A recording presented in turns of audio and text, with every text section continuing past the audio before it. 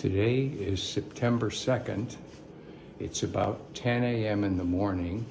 We've just had 0.84 inches of rain, and the ceiling has leaked directly through the ceiling in the center of the spots that you see, which are wet up there.